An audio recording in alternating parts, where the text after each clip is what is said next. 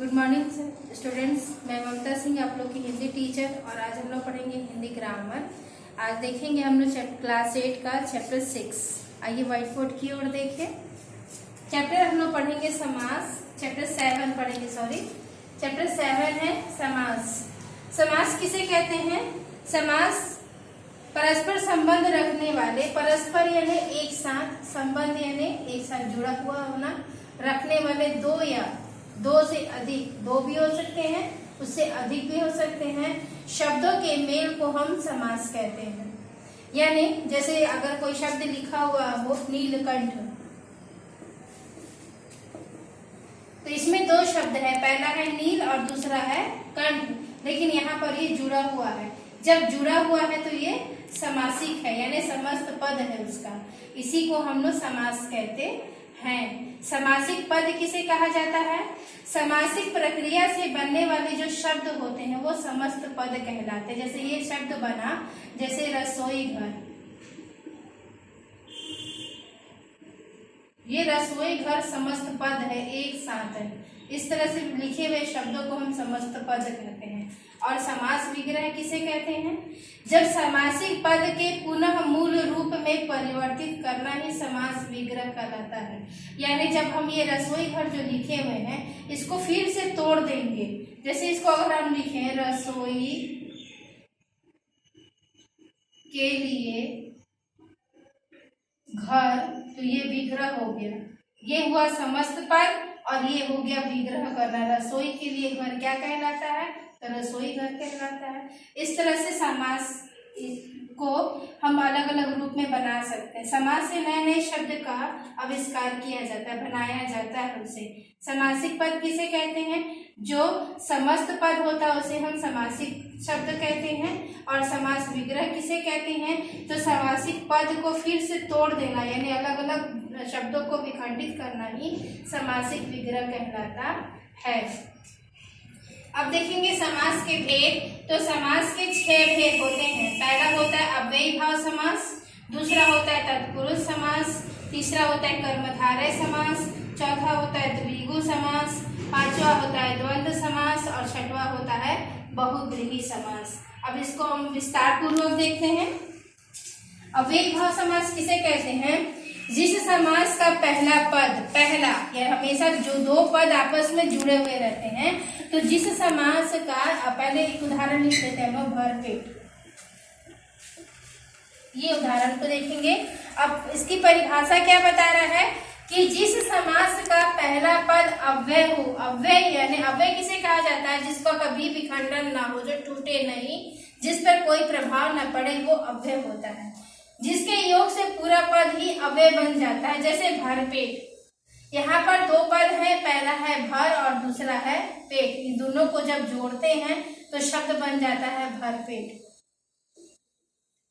यहाँ पे पहला पद देखिए, पहला पद दे रहा है कि अव्यय हो, तो इस शब्द का पहला पद अव्यय है। ये जो भर है ये अव्यय है और बाकी जो है उसके बारे में संबोधित कर रहा है, इसीलिए शब्द बना भरपेट। एक और उदाहरण देते हैं हम लोग, आजीवन। इस समस्त पद में देखिए आ जो है वो अव्यय है और जीवन एक सामान्य शब्द है, इसके साथ जुड़ गया तो पूरा शब्द यानी पूरा पद, यहाँ बता रहा है कि पूरा पद ही अव्यय बन जाता है। तो जैसे ही आ इसमें जुड़ा जीवन में, तो पूरा पद ही जो आजीवन बना वो अव्यय बन गया। आजीवन का मतलब होता है जीवन भर के लिए। दूसरा देखेंगे तत्पुरुष समास को हम लोग। जिस पद का यानी जिस शब्द का पूरा दूसरा पद जो होता है वो प्रधान यानी इंपॉर्टेंट होता है। यहाँ पे एक उदाहरण हम लोग लिखते हैं, ठीक है, जैसे घुड़सवार। अब बोल रहा है कि जिस पद का दूसरा पद प्रधान हो और जिसमें कारक के विभक्ति का चिन्ह का लोप हो, यानी यहाँ पर जो कारक का चिन्ह बीच में छुपा हुआ है वो लोप हो यानी गायब हो, उसी को हम तत्पुरुष समास कहते हैं। याद रखिएगा कि तत्पुरुष समास में कारक का बहुत प्रभाव होता है। कारक के 8 रूप होते हैं, लेकिन तत्पुरुष समास में कारक के 6 रूपों को ही जोड़ा जाता है। पहले जो होता है कर्ता, इसे नहीं रखा जाता, जैसे कर्ता ने को प्रयोग नहीं किया जाता है। और संबोधन काहे अरे जो भी होता है इसका प्रयोग नहीं किया जाता। इन दोनों को काट कर जो 6 रूप बच जाते हैं आपके, उसको हम तत्पुरुष समास में प्रयोग करते हैं। घुड़सवार को अगर विभक्त करेंगे, तोड़ देंगे अगर इसको हम, तो घोड़े पर सवार, घोड़े पर सवार तो हुआ घुड़सवार। यानी इसको हम जब छोटे रूप में लिखे, समस्त पद किए, तो ये हो गया इधर से आकर घुड़सवार। यहाँ पर जो है इस विभक्ति का चिन्ह का लोप हो जाता है, इसीलिए इसे हम तत्पुरुष समास कहते हैं। तीसरा देखेंगे कर्मधारय समास। कर्मधारय समास में बहुत इंपॉर्टेंस है। जिस समास में पहले और दूसरे पद में, दोनों ही पद में पहला में या तो विशेषण या विशेष्य का संबंध होगा या उपमेय और उपमान का संबंध होगा। विशेषण और विशेष्य का संबंध किसे कहते हैं, यानी एक दूसरे की विशेषता को बताता है। जैसे एक उदाहरण लेंगे हम लोग, चंद्रमुखी।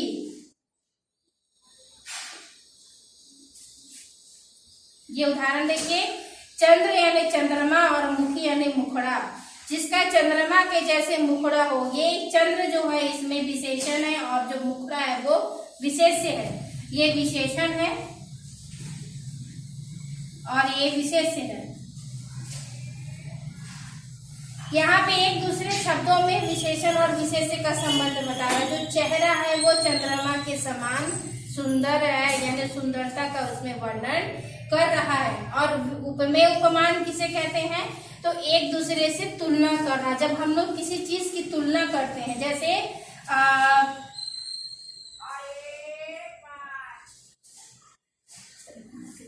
तुलना करना, जैसे घनश्याम, घन और श्याम। यहाँ पे उपमेय है, कैसे है बताते हैं, और उपमान कैसे जुड़ रहा है। यहाँ श्याम यानी कृष्ण जी किसके जैसे हैं, तो घन के समान यानी बादल के समान है।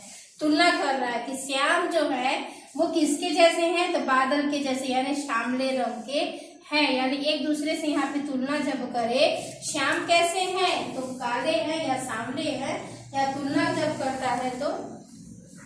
द्विगु समास, जिस समस्त पद का पहला पद संख्यावाचक हो, संख्या यानी किसी गिनती के बारे में बताए, और वो भी विशेषण का संबंध यानी उसके गुण के बारे में बताए, और दूसरा पद जो होता है पूरे समुदाय के बारे में या ग्रुप के बारे में, समूह के बारे में बताए, उसे हम द्विगु समास कहते हैं। जैसे चौराहा, राहा को अलग करिए और चौ को अलग करिए, दो पद आपस में जुड़े हुए। चौ का मतलब होता है 4 राहों का समूह। अगर इसको हम विभक्त करेंगे, चौराहा, चौ का मतलब होता है यहाँ पे 4, और इसको जब भी विभक्तिकरण में जाएंगे हम लोग, तो हो जाएगा 4 राहों का समाहार। हो गया। इसी तरह से जितना भी संख्यावाचक है, जैसे पंचमणि, नवग्रह, नवरत्न, इतना जितना भी जिसके पहले पद में संख्या यानी गिनती का पता चले, उसे हम द्विगु समास कहते हैं। ये पहचानने का सबसे सरल तरीका है कि जिस पद का पहला शब्द जब भी देखें संख्या में चला जाए तो वो द्विगु समास है। पांचवा देखेंगे हम द्वंद्व समास। जिस समस्त पद में दोनों पद यानी ऐसा पद जिसको अलग तो करे लेकिन दोनों एक दूसरे का महत्व रखते हो, दोनों ही एक दूसरे के साथ जुड़े हो, जैसे माता पिता। अब ना माता कम है और ना पिता कम है, दोनों का महत्व अपने स्थान पर है, तो यहाँ हम इसको अलग नहीं कर सकते हैं। और जब अलग करना रहता है तो बीच में विभक्ति का योजक का चिन्ह हम देते हैं, और जब हम इसको तोड़ेंगे तो कभी या लगाएंगे, कभी और लगाएंगे, अथवा का भी प्रयोग कहीं कहीं पर किया जाता है। जब इसे हम तोड़ कर लिखेंगे तो लिखेंगे माता और पिता, भाई बहन, दिन रात इत्यादि जितने भी शब्द होते हैं, दोनों पद जिसमें महत्वपूर्ण होता है उसके मध्य में योजक का चिन्ह लगा होता है, उसी को हम द्वंद्व समास कहते हैं।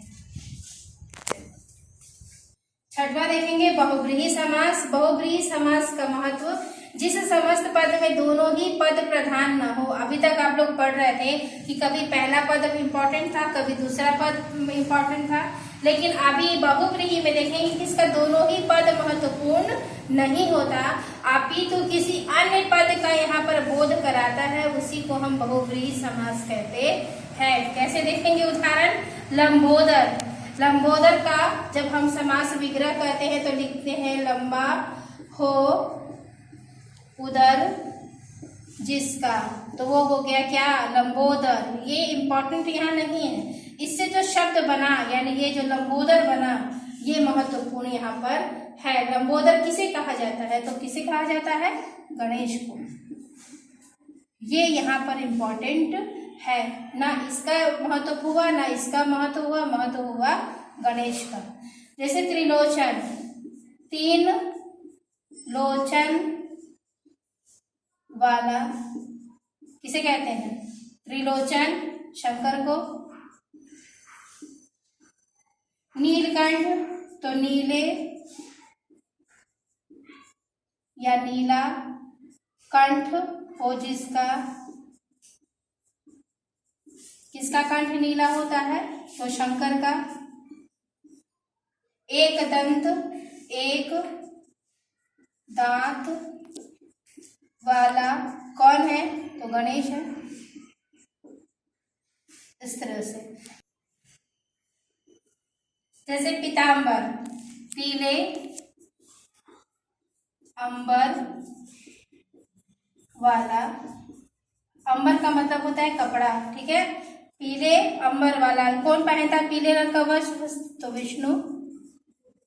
इस तरह से यानी जब हम इसे विभक्त करते हैं तो किसी तीसरी ओर वो संकेत करता है, उसी को हम बहुव्रीहि समास कहते हैं। इस चैप्टर को बच्चे पढ़िए, इसके पीछे जो ऑब्जेक्टिव दिया है उसे आप लोग बनाइए और क्वेश्चन आंसर करिए। Thank you.